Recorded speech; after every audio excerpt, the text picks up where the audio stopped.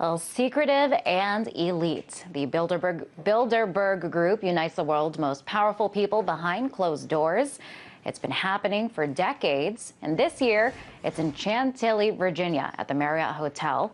The secrecy surrounding the conference has sparked many theories as to what exactly goes on in the meetings. Some even believe it's a venue where the world's most rich and powerful conspire to carve out a new world order. RT correspondent Abby Martin was in Chantilly, Virginia today to let us know what's happening outside of the Bilderberg conference and joins us now to tell us all about it. Abby, nice to see you. So we have a lot of powerful people all in one room. Happens all the time. So what's all the fuss about? I think the fuss is especially about this meeting. It's different than other meetings because there is no corporate press coverage. We see a lot of meetings happening. We just saw NATO, G8. It seems like everyone in the world knows about that. And there's tons of press, tons of protests. But unlike the Bilderberg Group, or like the Bilderberg Group, let me say that again. The Bilderberg Group doesn't have any press. There's no press releases. There's no official attendee press release out there. So no one really knows who it is that attends or what they're talking about. And so you were there outside. I know you couldn't get too close, but there were protests, I understand. What exactly are they protesting? They're protesting the egregious violation of federal law. There's an act called the Logan Act, which says that you cannot meet with foreign diplomats without congressional oversight. And I think that that's really the main key here is people are like, hold on, why are there 130 of the most powerful world players in banking, mining, oil, food, media, defense, and politics? Why are they all getting together and meeting in secrecy behind closed doors without any congressional oversight or really any awareness of what it is they're talking about? Now, we have some of the most powerful people in the world, so you can presume that something is happening, something important is kind of brewing, but we don't know what. And that's kind of bred a lot of theories.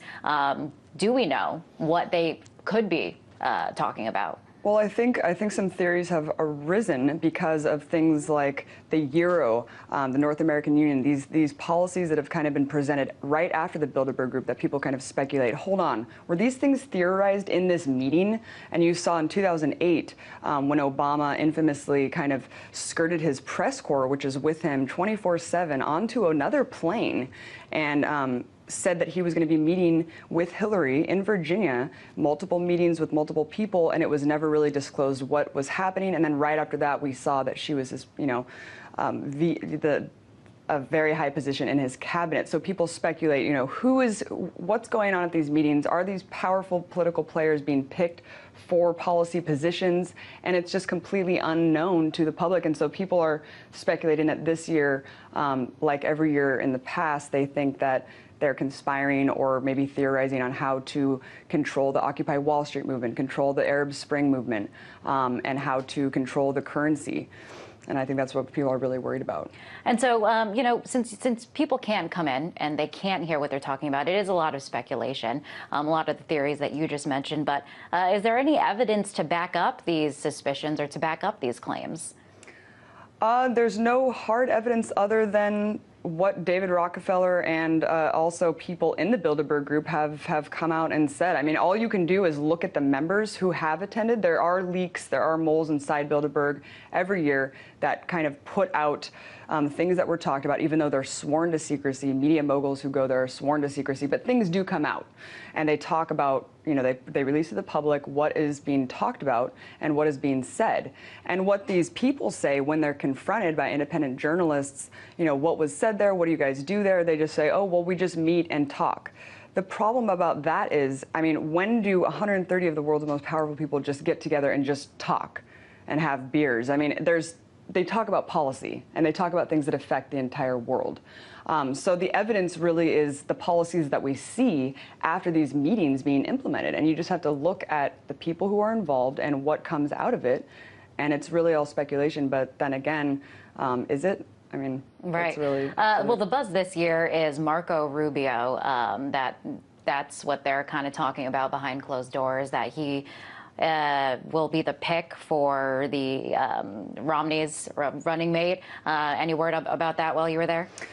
No word about that. People have been speculating that, and we'll definitely see what happens. I mean, we know that John Edwards was picked after attending the Bilderberg Group in 2004, and then he was picked as John Kerry's running mate. So people have said, did they handpick him to really run it? I mean, it is really interesting, and we see in David Rockefeller's memoir, he says, if people charge me for running a secret cabal, I stand proud of it, and I hold those charges to be true. I mean, against American interests. He said this himself, and he is an integral member. He is the member of the Bilderberg Steering Committee that handpicks these 130 people every year, and it's kind of like they're shining stars of who they think that they could really pursue whatever it is they feel they need to. So today is day one of the Bilderberg Conference. What's next? Any big protests? Are they expected to grow in the coming days as this plays out? Yeah, absolutely. This is the first year, I think, where Occupy Wall Street and kind of the anti-New World Order crowd have really joined forces. And so we see the Occupy Bilderberg